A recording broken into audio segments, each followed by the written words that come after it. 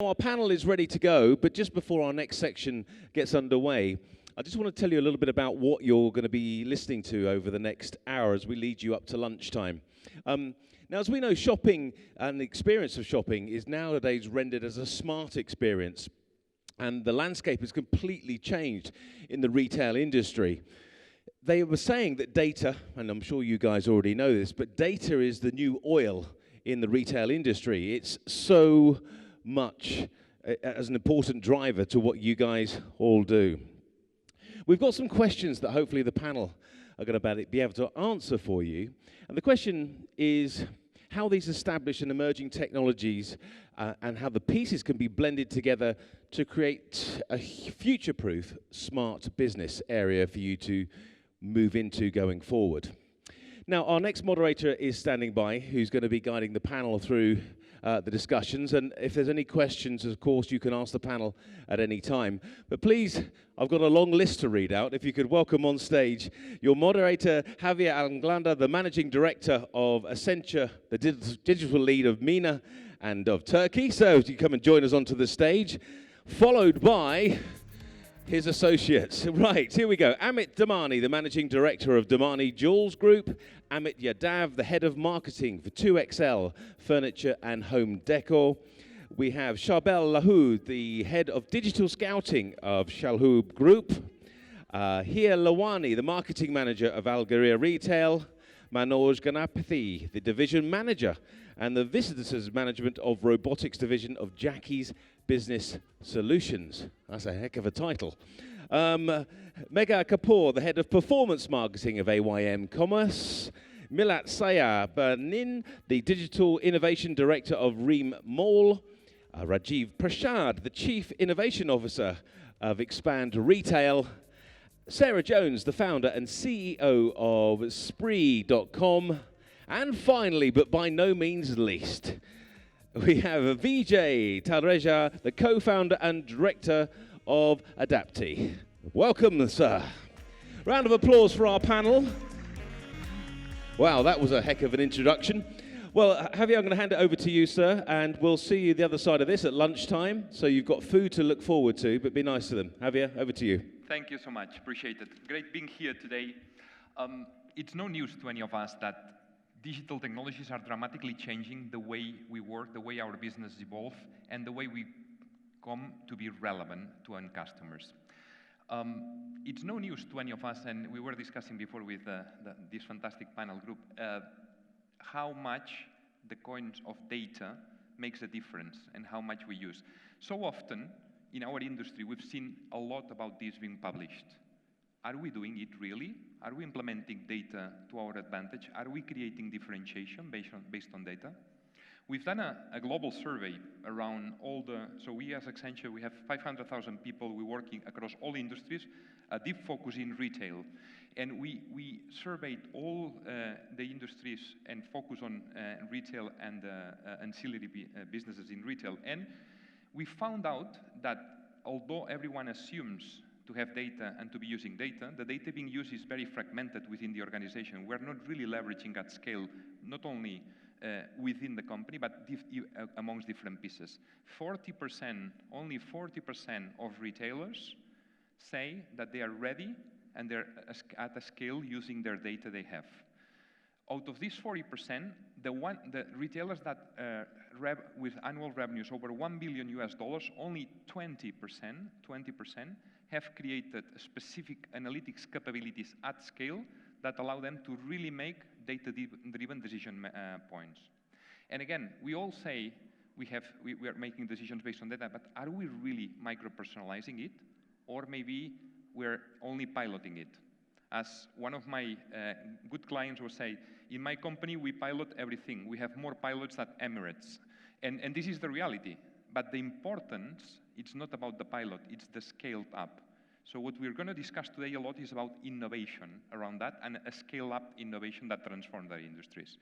So as we said, we have a fantastic panel, and the discussion is going to go through all the different industries because we have from from retail, from malls management, from luxury, from jewelry, etc. And as well, some very interesting startups with us. To start with, a few key points on the region. So we're expecting demand to continue to grow. Single mid-digit, 4%, 5% over the next few years, to pick up around 300 billion US.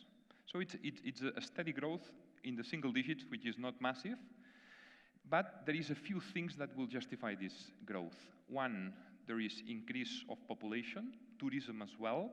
There's going to be other elements that will keep us in a perspective of the mega events we're going to have. Expo here, Hajj and Umrah in Saudi, growth. So there's the tourism growth in Saudi will bring more people from outside. So there's some good news around a market that in the region, and specifically as well in Dubai, growing. Said that, on the supply side, we have a massive influx of new supply, of new retail space.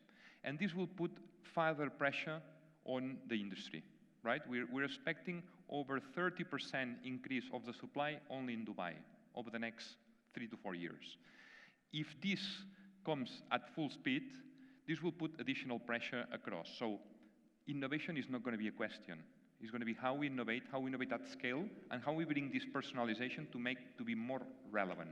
It's all about relevance, right? So I'm going to get started with the discussions, but just wanted to give this initial view, because there's a lot we can do, but as well, there's a long way to go still before we get there. So, Amit, some views around that, and what are you doing from the technology perspective, and then I'll expand it to the rest of the panel. How are you anticipating this situation with the challenges of supply and demand to really transform the way you traditionally retail? Thank you, Javier. Dhamani Jewels has been in the region from late 80s, and we started our fine jewelry retail in early 2000, traditionally selling B2B, but the wave of retail of Dubai really got us very intrigued and interested, and we said, let's do a forward-looking retail. So as we speak, we have 15 stores here, but price points of products, you know, some stores selling $20,000, $30,000 minimum ticket price, to some stores selling $10,000, some stores selling $3,000. Over the years, and I'll come to the technology bit, I think data and customers have helped us to really transform the way we do business. I'm talking 10 years ago, the touch points of intake of data was still minutest detail, what the lady's wearing, what kind of watch she has, what is the next event in her life, when is his child born, what is his age of the next daughter getting married. All these data we were collecting over the years and trying our best to see what technology is helping us to integrate data and use it. 3 years ago, we got first adapters of Salesforce in the region, and typically we have 40 entry points, and the result of it, and I know we have a big panel, I can give you the flavor of it. We can tell a customer 25 years old to 35 years old from Xi'an walking in the store in Dubai Mall can buy a product for $30,000 to $40,000 ticket price, then a customer from Shenzhen walking in our Atlantis store, similar age, buying a product of $3,000 to $5,000. So all this information over the years have helped us structure our products, our team, who sells to who. So it's not Chinese selling to Chinese. So one example, I think our best strike rate is of Arabic salespeople selling to a Chinese person, and they don't converse very well. And I think our selling ratio and discount ratio has been the best by this combination and because of the use of data. So these are the few touch points we are trying to use from technology, what products. We go to Atlantis store, it's a very different product, different kind of salespeople, different kind of timing. For an Arabic customer, our team will be there mostly from 2 p.m. onwards. For Chinese clients, will be from morning 9 a.m. So we are trying to use all these touch points and applying it, and it's team-centric. So team is making those decisions. We have a 25% ratio on calls. So management can only decide 25%. 25% is the team, 25% is the clients, and 25% is external environment. Mm-hmm. Very good. Charbel, you're leading innovation and a bit this digital scouting, if you want, within Chalhoub. So how are you keeping up with this, and how are you capturing all this innovation, these new technologies within the Chalhoub? Yeah, let me start by giving some perspective. So Chalhoub is a 64-year-old group, started retail in the early 2000s. Today we have 700 stores. So the mindset is really store builder. So we think in capex, we think in, you know, millions of investment to open stores, be it small or big store, and then depreciating over 10 years or so.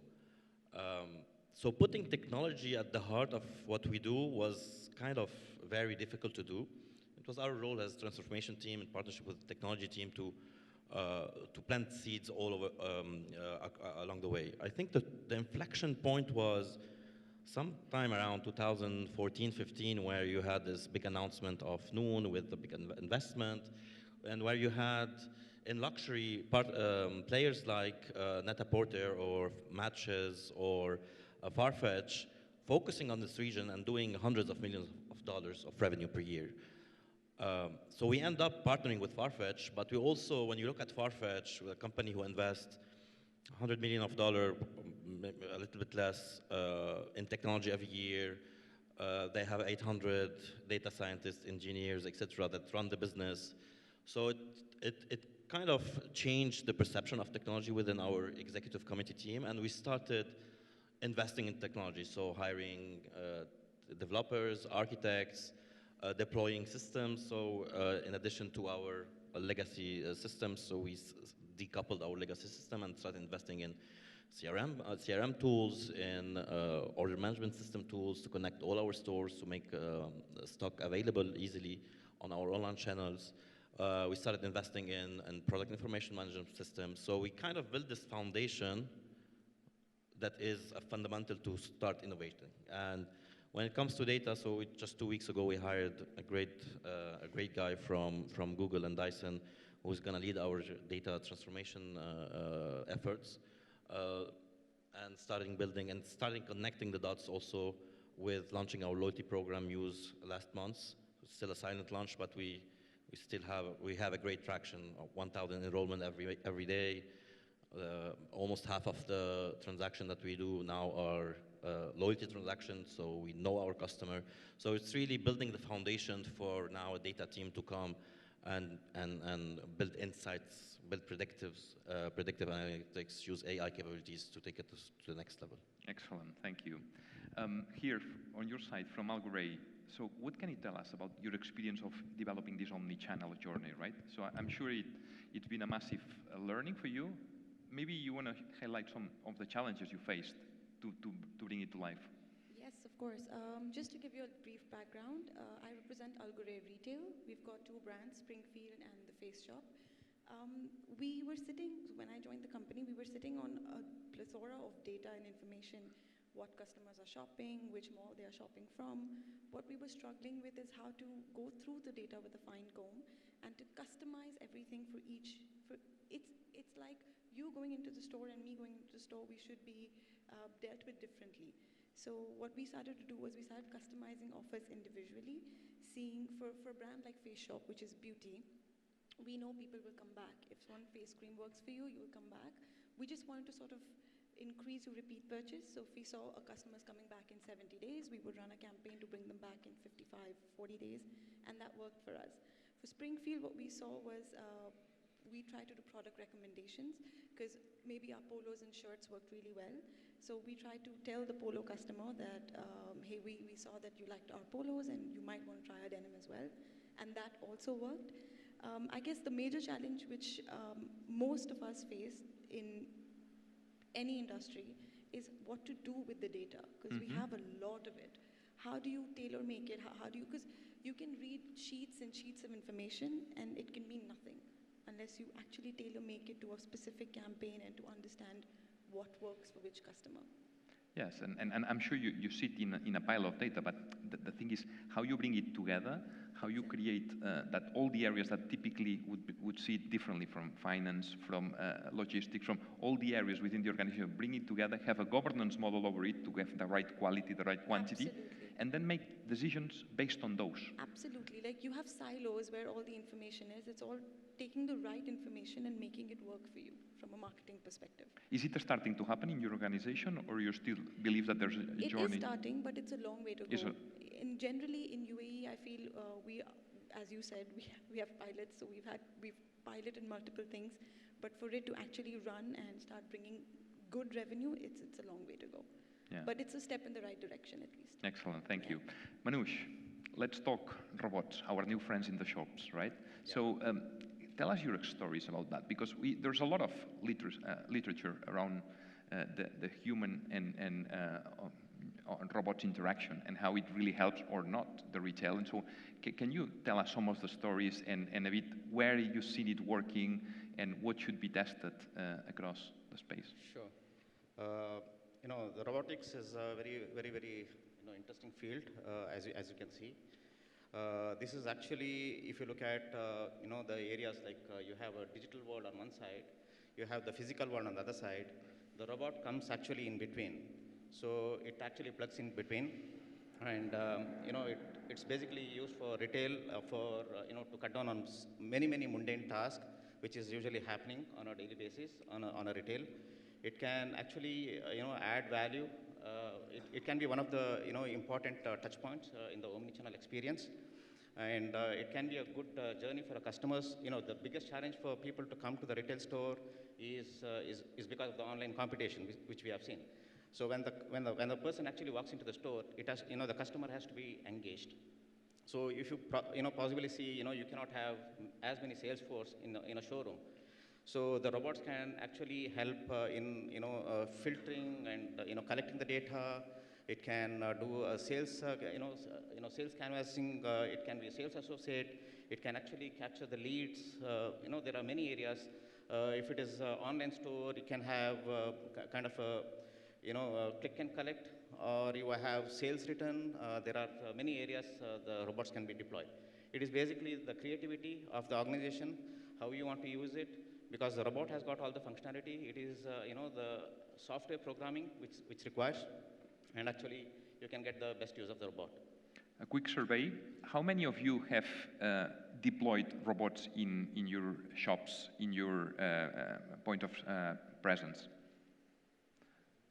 So there is a big opportunity, I see, in the space. So what is, and maybe in the panel, what is awaiting for you to onboard these new, let's say, members of the sales team? And anyone? And we'll continue then the individual chats. See, what I could say is, the government of UAE has been leading the digital transformation, okay, in a big way. Most of you may not know that, we have a minister dedicated for artificial intelligence, which has been appointed in 2017, and he has a vision for UAE that in next 10 years, UAE is going to be the artificial intelligence capital of, it will be producing a lot of good cases out here in UAE. What I feel is, the private sector is lagging behind very much. They're just waiting. There's a wait and watch game. We are seeing who is going to adapt first, and that's a kind of a feeling I'm having. And if you see, most of the CEOs, which I have actually recently read an article, where 83% of the CEOs doesn't have a digital transformation strategy. So that is the key. So if you want to move towards a digital transformation strategy, you need to have kind of a KPIs, which has to be embedded with the HR department. That explains the why we want to go and the journey you need to take, right? Exactly. So it's a journey. It's not like, I'm going to transform today. I press a button, and tomorrow I am transformed. It's not the case. It is a slow journey. And, it is the earlier adopters who will take the lead. So we have many use cases around the world where robots play a very important role. And the particular robot which I'm talking about is a humanoid robot, which is almost close to a human being. It has got the face recognition. It can identify whether it is a male or a female. It can identify, the gender. It is, the age group. And it has got, the touch sensors. It is emotional. So it connects with the customers, immediately.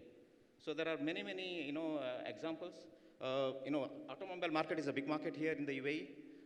I'm just quoting one of the, industry, where you would typically see a salesperson is, completely engaged with some other customers because he has to do a lot of documentation. And you would see all the automobiles kept there in the showroom. And the robot can actually do a salesman's job. It can actually filter the customer and narrow down the experience, narrow down his request, and then guide him to the salesperson. So it's a kind of a workflow which you can actually create. So the same way applies for different industry. It could be applied for fashion industry. It could be applied for a pharmaceutical industry or a FMCG. It could be a retail, any kind of a environment. It's basically the use cases which you can create. it's the software programming which requires. Yeah. Good, thank you. So, Mega, over to you now to understand a bit how. Sorry, you had a point. Sorry. Yes. Just to add on the points about the robots, I'm from 2XL Furniture and Home Decor, which is a homegrown Emirati retail brand. And in furniture industry, what happens, the deliveries and everything, the items are very bulky and heavy. So I think in the warehouse, there will be an immense use of the robots in future, especially for the loading, unloading, putting the items in the bay and all those kinds of things. So I see a lot of opportunities for the robots in future, especially in the warehouse operation. Thank you. Absolutely. Good. Mega, over to you now. So you're working on capturing a lot of the online data and be able to make better decisions. So can you explain us how the quantity of data and the quality of data that you're developing and you're teaching your clients to leverage is changing the way they can operate typically in the physical space? Okay, hi everyone.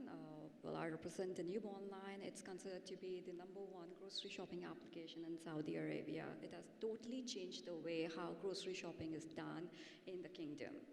So, coming on to the question, like how, so we are basically doing all our planning, all the operational optimization using the data and the technology that we have in place.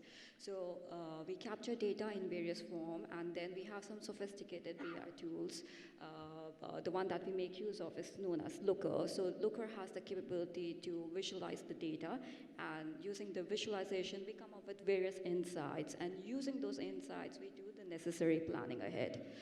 So one of the recent things that we have figured out using the data is that the product type that are being purchased by the users are more of female-centric.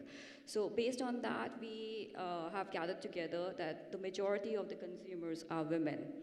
So now what we have done, using this insight, we would identify the events around the year, like Mother's Day, International Women's Day, or Back to School, which are relevant for this audience. And using the sophisticated CRM tools we have, we do high level of personalization. That means targeting just the specific users and come up with high level incentivized campaigns.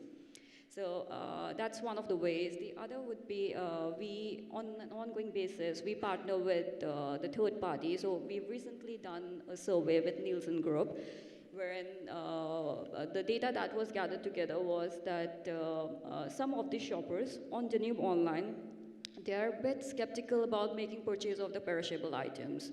So now, how did we come up with the way in order to optimize the user experience was we came up with 2 ways. One of that involved putting a tag across the products, the perishable items that are scattered across the application. It shows the shelf life of the products. So this actually enhances the comfort level of the consumer to make the purchase.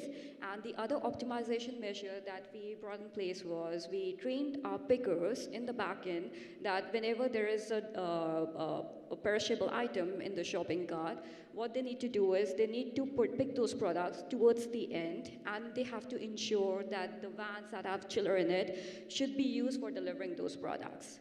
So this is how we leverage data and technology to come up with the necessary optimization. Excellent, thank you. And let's go to the mall side, to the space, physical space. Milad, you represent innovation really within the RIM Mall, and basically you are really trying to go the next layer, right? And make sure that the mall experience, which is very relevant in this part of the world, for the temperatures, for the experience, and the physical presence of people willing to retail. So what are you doing to be always ahead of the curve in a sector that there is a lot of, let's say, supply, and you need to differentiate? First of all, a little bit of background. RIM Mall is a $1.2 billion project that's being developed in downtown Abu Dhabi. And we have aspirations of basically revolutionizing the industry. And in order to do that, to answer your question, we have identified very early on that for us to be able to innovate in a customer-centric way, we basically have to relook at the identity in terms of what a mall stands for. Rather than simply being a traditional landlord, Our objective is actually to becoming an overarching entity, connecting the consumer with the retailer. To that effect, we actually adopted a consumer pain point centric approach in terms of innovation, as well as in a way to be able to also respond to the needs of the retailer community as well. We are building actually a logistics hub within the mall in the service level to actually support e-commerce. We don't actually see e-commerce actually as an adversary. We actually see it as a phenomenal market to basically answer the needs of the consumer. We are actually building an aggregated app that will answer the needs of the consumer from a pain point perspective. Be it indoor navigation supported by augmented reality, be it personalized promotions, be it smart parking, where we preemptively tell you where you parked your car, so you don't even have to ask us when you actually lost your car. So that notion of answering consumer needs is actually at the foundation of our innovation strategy. And then finally, we are actually going to be the first mall that's actually going to be data-centric, to the effect that we will be deploying data platforms for every retailer in the mall, providing insight. So I think by deploying a foundation of data and constantly keeping tabs in terms of consumer pains and needs, you would actually have a robust innovation plan. That's very encouraging to hear, and I think it's a use case and a best practice to follow, because the reality is that the CapEx depreciation cycle of the physical space is much longer than the experience depreciation cycle. So the consumers now experienced and constantly get impacted by new disruptive technologies, not even in retail. They come from other industries, but they affect what we expect from retail as well, right? Hence, you need to accelerate on the innovation.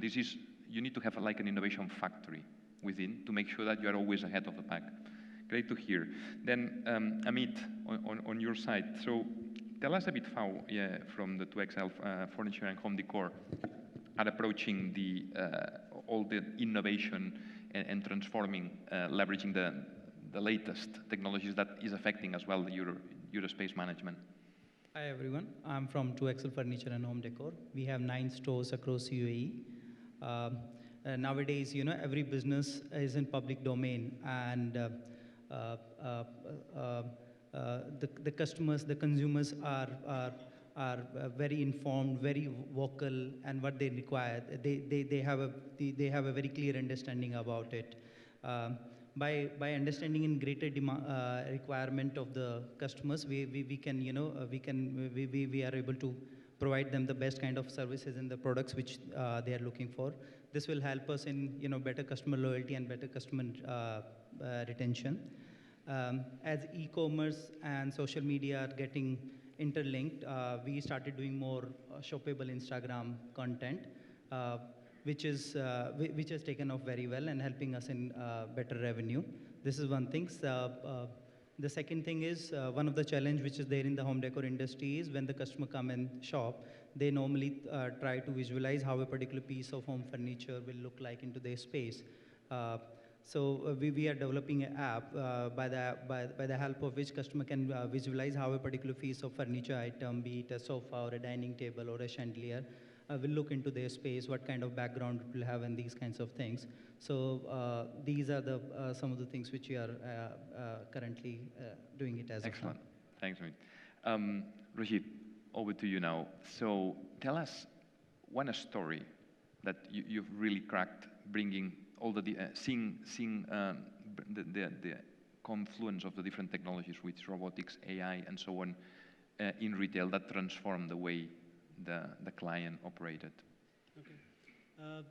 Being an innovation officer for Expand Retail, my interaction with the retailers goes back almost a decade. So what I have observed that in the retail industry, when it comes to technology, there's a season. Okay, so 5 years ago, the season was big data. Then that died down, then you had blockchain.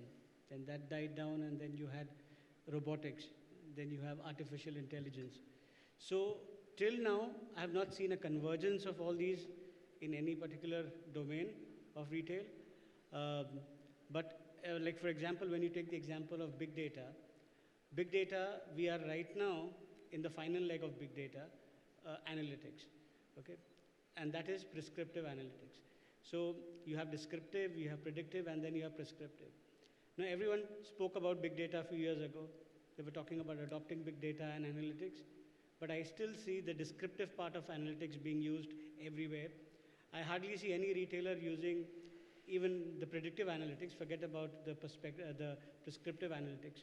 So, as you mentioned in your opening speech that, there are more pilots happening than there are pilots in Emirates. Okay, so this is what happens with us. We are yet to see any convergence of these technologies and, seeing any real life examples being implemented at any retailer. And also, as Hira mentioned, that, like they've got different silos of data scattered around, and then, they have to make meaning out of the data. So right now, the retail industry is still stuck with descriptive analytics. They need to take the courage to move to predictive and work on the predictive analytics, and then probably we could roll out prescriptive analytics in the next decade. While the world moves forward, we are still struggling to adopt technology. But I believe that, like there is good scope. One good thing about this region, not this region specifically, UAE, is that unlike the other parts of the world, the public sector is always lagging behind technology. And the private sector is the one which initiates the adoption of technology. But in this region, especially in this country, the public sector is much ahead of adopting new technology than the private sector. So I would urge the retailers to, take the courage, be forward-looking, okay, try to adopt innovation, because if you don't innovate, you're going to lag behind. And your threat is not going to come from large corporations. It's going to come from, smaller, somewhere in the back door, somebody sitting there working on exponential technology who's going to disrupt your business. So please gear up for that. Thanks, Rajiv. Very good. Sarah, over to you. Can you tell us a bit, Spree, but as well, what do you believe are the learnings from the online purchasing process? And why do you believe that we're going to see this S-curve in growth in online shopping here? Because we're still behind in the region as take-up of e-commerce, for instance, and online shopping, vis-a-vis other parts of the world. So it's expected to exponentially grow, but what are going to be the things, the treats that will make people go more online, and what you believe are you doing to accelerate that? Yep, so founder and CEO of Spree.com, so we're an online platform for mums to shop all of their mums and kids' needs. So we work with the retailers, with the distributors directly. We're a technology platform very similar to Farfetch, where we consolidate the items and ship them out to end consumers.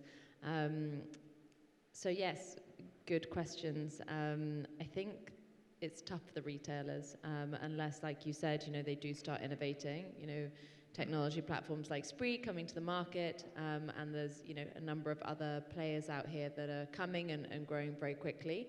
We're able to be agile. We're able to be highly data driven. Most of our team is business intelligence, data scientists.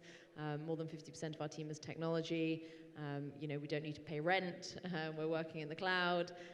So for us to be able to offer extremely good prices, for us to be extremely agile in terms of the decisions we're making, in terms of the analytics tools that we're using, is extremely challenging for these large retailer groups to keep up with, and therefore kind of grow alongside. The biggest challenge I always say for e-com platforms is the search queries. At the moment, you see the Western world, you see the US, whereby your first point of call would naturally be to go online, and whether it be looking for a roll of sellotape or whether it be looking for a teddy bear or whatever that may be, you would go online first and you go to the shop second. Out here in this region, still the first point of call is to go to the shops. If you can't find it in the shops, then to go online. So actually capturing those eyeballs once they're online, then it's much, much easier for sites like us to acquire that customer, and give them a good delivery experience, give them good prices, and then they effectively stay online from that side. And I think that's the main challenge that retailers have got, is once these eyeballs start moving, and they have already started quickly moving online, it's going to be very hard for them to keep up if they're not moving their stores to be innovation hubs, where you're going in and it's more of an experience rather than just kind of a shopping destination. How are these retail groups going to keep up with online stores that are selling the same products, sometimes cheaper, free delivery, having it delivered to your front door, convenience, the full range of products. We have on the site 80,000 products at Spree. It's impossible for a retailer to be able to hold that many SKUs. And the shops actually act as Spree as our kind of storefront, whereby a mum would go and try out their stroller, and then they would, come to Spree and be able to see, 500 different colors that we offer. So very much kind of offering ease of shopping, and I think that is something that, as you said, unless analytics are being used more, and I sometimes am the controversial one, but I hear all these things about AI and robotics, not necessarily on this panel, but I just don't see it in real life in this region at all. I hardly see any businesses using BI, some e-commerce platforms not using BI, which is terrifying, and it's all nice buzzwords and keywords, but in all reality, AI is not here yet. Robotics is not here yet in the mass market. I know there's a lot of things being trialed. And I think it's how can we actually do kind of e-commerce 101 right? How can we get products delivered in the time frame that we want them delivered? How can we, have good customer experience whereby somebody just picks up the phone and phones you back? You know what I mean? I do genuinely think that we're still struggling in that era at the moment in this region, and I think it's coming and it's super exciting. And I think it's definitely a kind of fast growth curve, people moving from offline to online that we're seeing especially, and I think it's exciting for the groups that are innovating and investing in businesses and acquiring businesses in the technology space to be able to jump on the front of that curve. Thanks, Sarah. Vijay, to close the round of initial thoughts. So you tell us a bit about Adapti, and as well, how are you working with your partners, with your retail partners, to make sure that these super connected consumers really have a very unique experience in retail? Sure. So Adapti is a decade-old firm. We are headquartered in the West. Been doing a lot of work in this region with some of the large brands. We provide digital commerce and customer experience solutions for a varied spectrum of customers. So right from enterprise solutions all the way down to small and medium businesses where they need off-the-shelf solutions. We make sure that we are able to provide value, deliver value to customers, clients across the spectrum. But at the same time also bring a lot of innovation on the table. When it comes to enterprise customers, there's a large pool of products that we work on. We partner with the likes of the Salesforce or Sitecore Experience Platform, a lot of those implementations that we're doing in this region. And on the other end of the spectrum, we're also building commerce and in-store apps, which actually work with your own store, but also ensure that you have a commerce solution out there, and then you get a single inventory view, and you're able to manage your entire business from a single app. So we're building a lot of these kind of solutions, and I think it's very exciting the way it's shaping up in this region. I think rightly said, the public sector is taking a lead here, but we're seeing a lot of interest from the private players here, and I think it's very exciting for all of us to be here. Yes, we are definitely figuring out how to bring more value on the table for retailers, and when it comes to innovation, we've actually innovated some of these standard commerce products into building more of connected commerce solutions, where everybody spoke about understanding your experience, understanding the customer, and how you sort of drive the data to commerce. But we've done some of these solutions where right from discovery to the time that you check out, whether it's a store or it's on online, it doesn't matter. But right from where you've discovered a shop, you discovered a product, all the way down to shopping it, there is a journey. So we've actually been able to map this entire customer journey and build a solution map for each of these. And for every product implementation, for every journey implementation, there's a very customized way of doing things. So yes, it's really a great time to be here, looking at a lot of innovation coming in. Rightly said, private players, definitely, there is a lot on the table. We are being invited to a lot of digital transformation discussions. We are really excited to see how that's going to turn the whole market from here. So, and now I'm going to open some questions to everyone in the panel, to whoever wants to take it. But one of the big things that we're concluding here is, so innovation is not an option, right? Because, and it needs to be personalized innovation, data-driven. Then, how do you do this in your organizations? How do you innovate? 80% of the innovation global investment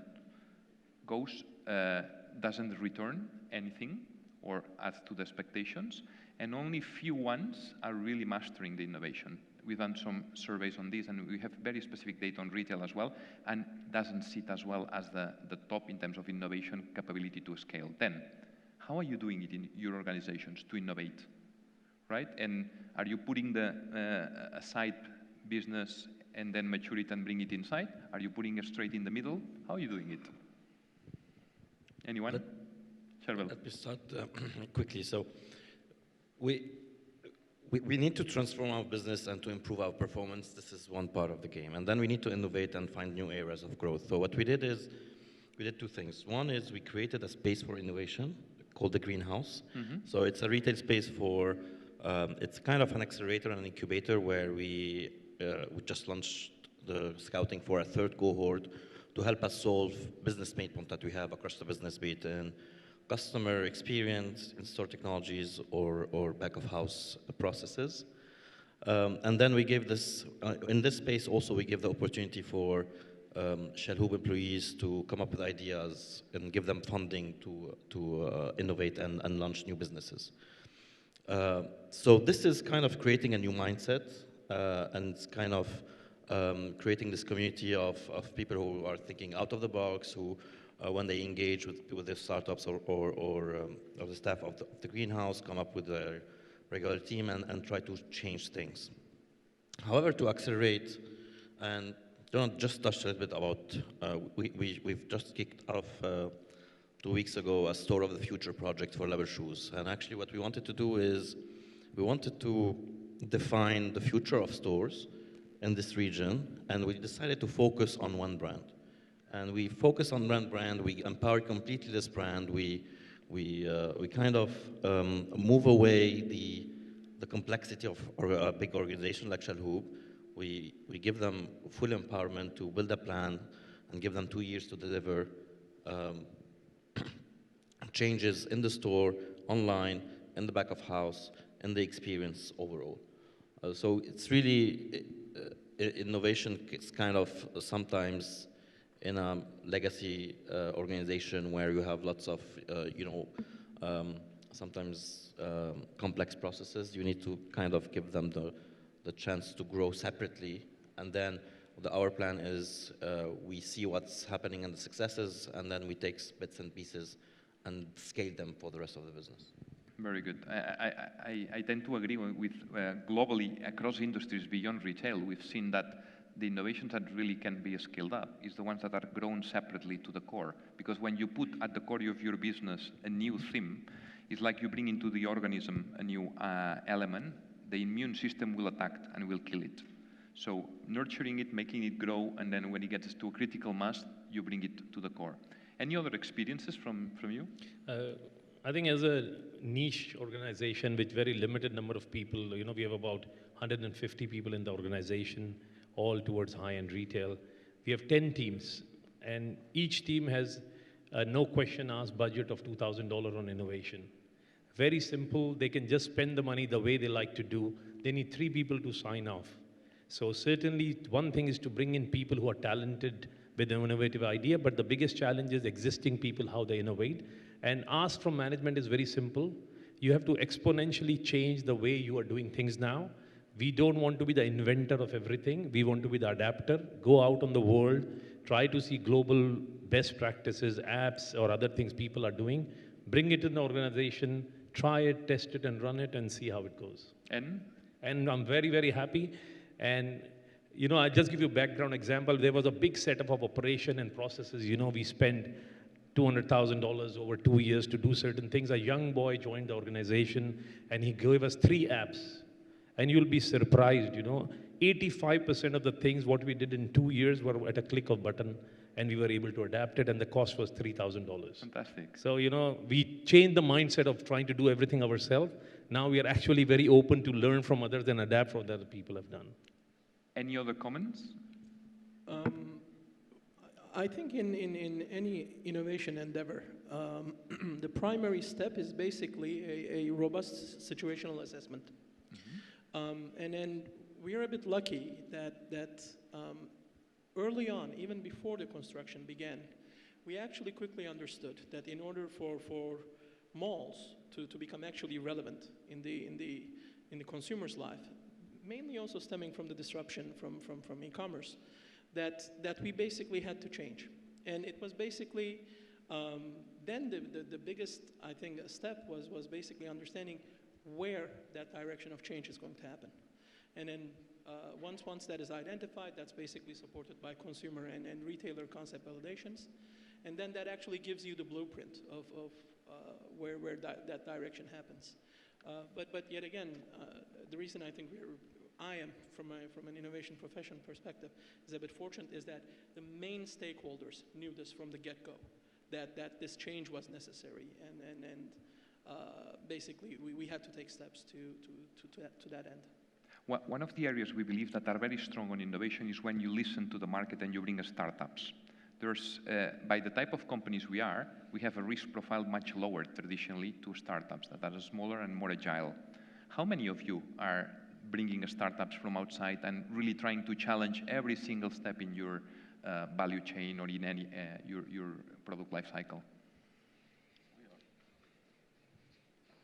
Anyone? Beyond the startups themselves, of course, that they are part of it. Actually doing a few things.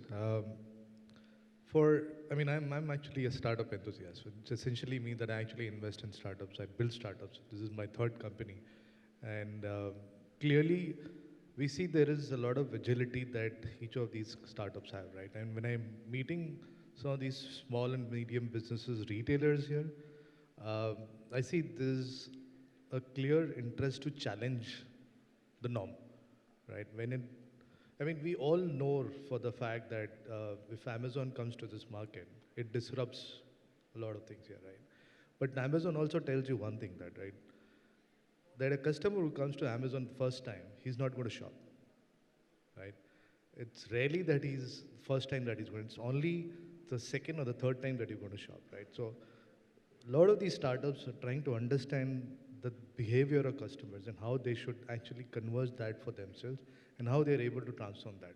When it comes to innovation, yes, startups are very keen to innovate and bring technology to fore, but I think there are simple things that they can do right. And even if you get those simple things right, you don't need to really invest in a lot of huge technology innovations right now. I think just getting some of your clear, clean store right and a nice CRM behind which works for you, a marketing automation, and then the whole set to do a servicing, I think you get that right. And this is something that we've been able to prove it across markets, right? Whether it's the US or in the UAE, this is something that we've been able to prove. And I see there's a lot of interest from outside which is coming to this region.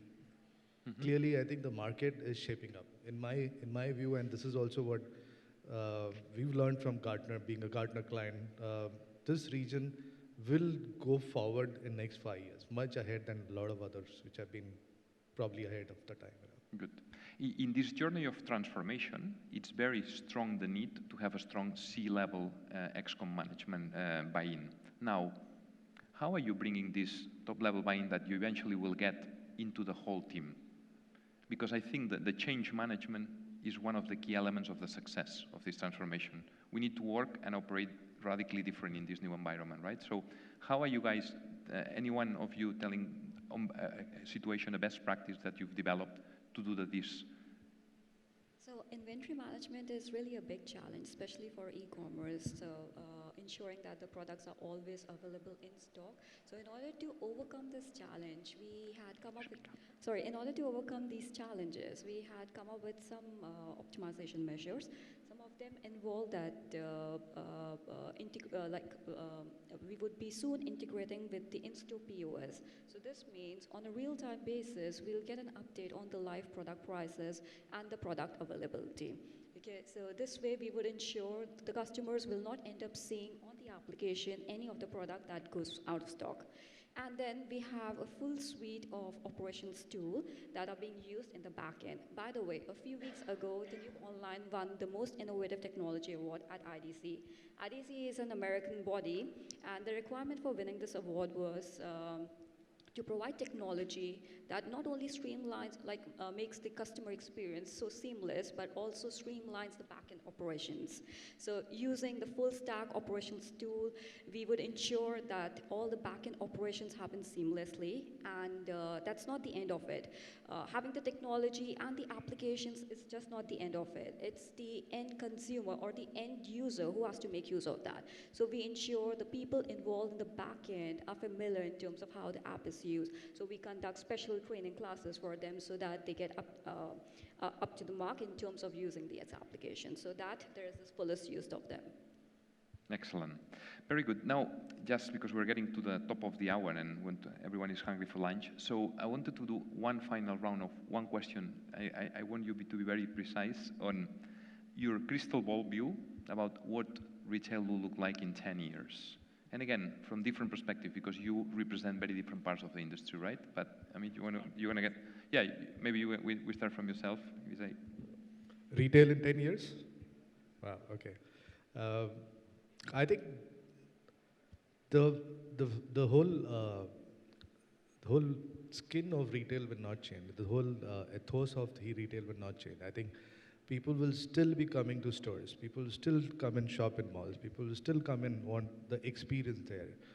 But at the same time, they'll also want convenience, which is why they will still do e-commerce. They will still come on mobile apps to shop. They will still want the whole experience to be more connected than it is today. So I think somewhere, Milad, you mentioned that there is experience that you're bringing in the mall, right? That kind of experience where you walk into a mall and the mall knows you. The mall also understands where you go to head to. It also knows that, okay, if you go to shop from, say, a Louis Vuitton shop, what are you going to buy next? And then when you actually are going to leave from the mall, what is the experience that you're going to get after that? Can you actually go and shop from a store and have it delivered to your house? Or can it be delivered to your car? Can you deliver it somewhere else? I mean, this is an experience that will come very soon. And I think a lot of retailers are building that. I don't think it's 10 years, but 10 years is going to be, I think, a big innovation that's going to come. But these are small things that will still be there, and it will convert to becoming bigger and bigger, I think. Thank you. Sarah? Yep, so I think the stores will have to definitely develop to be much more experience-led than sales and price-led. I think that all the retail groups will be actively growing their online presence through e-com, and I think that's a complete must, especially with the big players coming in. So yeah, I think experience-led and making sure that they're omnichannel, I know that's like a hot word at the moment, is set up well, is, on the forefront, and that they really are using the business data to drive the decisions that they're making. Otherwise, there's a lot of investment that can go to waste on that side. So, yeah. Thank you. Rajib? Being an 80s kid, I grew up watching a single television channel and listening to old Bollywood songs and all that. So when I get nostalgic, I go back and listen to those songs. So I believe in 10 years, now we hear advertisements saying that, okay, IKEA coming to your city soon. Probably in 10 years you will see that coming to your headset soon. Probably in your VR headset you will have stores where you could scan your bodies, your body data would be uploaded, and then you could see aisles of clothes and shoes and merchandises which are perfectly fitting your size, and you could avoid the traffic jam, the heat of the country and all that. So in the next 10 years I see retail going to that direction, and when you get nostalgic, then obviously you go back to your mall and do your shopping. So not sure Milad will be agreeing this a lot, but I'll leave it to him to comment later. Right. Amit? I think retail shopping experience is everything is moving towards the experience-based shopping now.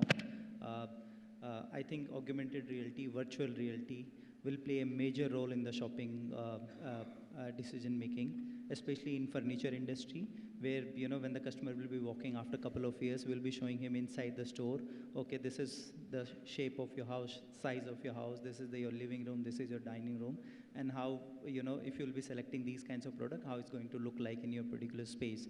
So everything will be moving towards the experience-based learning.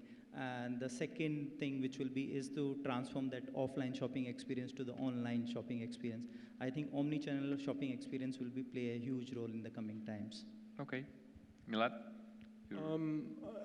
I think as the revolution of 5G is basically at our doorstep, we shall see seamless amalgamation of physical and digital.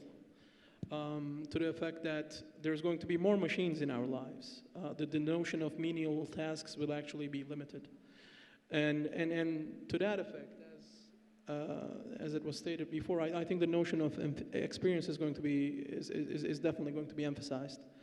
And from our perspective, I think the question is, there will be entities that's going to be ready for this revolution in terms of building a data-driven ecosystem where we will be able to understand the person. And I think there will be some entities will miss that out. Hopefully, Reem is actually going to be on the right side. Good. Mega? Well, a few years ago, there was a lot of trend around Google Glasses. People were gauging that Google, like every second person in a room would be making use of Google Glasses, but how many of us are actually using it? There is nobody. In fact, the trend is more towards the Google Pay or the Apple Pay payment method. So anticipating exactly what's going to happen 10 years down the line is something which I really doubt if we can actually accurately figure that out or estimate that. But the only thing that is going to remain constant is the customer experience, customer delight. So each day in the new online, we would be focusing on innovating our technology just to ensure that the customers are always delighted with the technology and the seamless experience. Excellent. Manoj? In my view, the manpower is getting to be expensive in next 10 years. So it's basically because you need to have a new skill set with the people who can use the systems and develop the systems. The missions are going to be economical as we progress further. And the second thing what I can see is there is going to be a merger between the man and the machine. So I think we will converge in one area, and that is going to happen. Interesting. So I'm looking forward for that. And for the CEOs, I can give one key takeaway. Very good reading material. If you have a pen and paper, probably you can note down. There is a very nice book. I'm not trying to promote a book here. Look, there is an author called Dr. Syed Al-Daheri. He's written a very nice book called Digital Nations. I would recommend each and everyone to go through it because it is a good reading material. It can, it can enhance your knowledge, especially on your digital transformation journey. Excellent. Thank you. Here. While experience will definitely be the number one take in 10 years, I do feel that you cannot completely ignore brick and mortar, especially in this region. When it's 43 degrees outside, you need somewhere to go with your family, and it's sort of an innate culture almost to go to a mall, to spend the day, watch a movie, have some lunch, do some shopping, and I don't think we'll be able to take that away completely. Another important feature in the next 10 years would actually be sustainability. People are getting more and more economically conscious, and technology will not only be customer shopping, it will also be in the production, especially retail. Just to give you an example, when you buy something from Springfield, we have a Reconsider collection which uses organic cotton, 90% less water. So things like that, customers are going to be more and more savvy about it, and I think that will really shape the future. Because people will demand that, right? It Absolutely. will matter for the purchase decision. For sure. Yeah, Good. for sure. Charbel. I'm going to answer it from this different perspective, because I think we need to be customer obsessed, and we need to be where the customer is. For example, voice is going to be big. If we need to be available on voice, we need to be there. If people will shop in VR in 10 years, we need to open stores, virtual stores, etc. I think the most important thing is we need to make sure that our company's operating system evolve and is future-proof, meaning we have the right processes, mindset, an approach to continuously evolve the purpose of our store, the purpose of our different channels. So if we need to create a concept, test it 3 months and kill it, we need to kill it. Not suffer for 10 years and say, yeah, let's try again. So I think it's we need to be customer obsessed, and then we need to evolve make our operating system future proof and continuously surf on trends. Very good. Amit, the closest. There we are. When you asked the question, I was wondering, what will be my answer over the last 1 hour when you asked. And I feel certainly 2 things can be foundational to what happens in 10 years. One is that the gentleman Sandeep mentioned earlier is micro-personal experience. Irrespective of any platform, I think micro-personal experience will, 10 years forward, I think will drive everything. And number 2, there'll be, I think, only one channel left. I don't think there is online and offline. There'll be a live channel. And when I say live channel, it means a client is the center of the live feed. And that feed can come in any form. And his mind or the Google glasses or any neurons they're putting in will already trigger what they're looking for. And in front of him will be a vast array of availability and possibilities of him or her to shop or experience. I think so live and micro-personal, I think this is what 10 years will drive. Excellent. And thanks a lot, everyone. Just to wrap up, I've taken note of the highest frequency words today, and because there's I think a lot of those are shaping today, not only in 10 years, but today. And we said micro-personalization, experience, data, innovation, omnichannel, human plant machine, the interaction between the 2 dimensions, right? I like the sustainability point, right? Because we need to make our world more sustainable on this. And the learning of how to make and how to embrace the failure of trying new things, innovating, but failing, and then improving. So a lot of these things will need to reshape the way we operate as companies, the way customers purchase, and the way the ecosystem will continue to expand. So thanks a lot. Hopefully it was interesting and insightful. Really thanks to all the panelists here, and looking forward to a chat over lunch if anyone has questions and so on. Thank you. Well, thank you very much, panel. Wonderfully moderated by Javier there. You've put me out of a job. Guys, you can leave the stage. Thank you very much.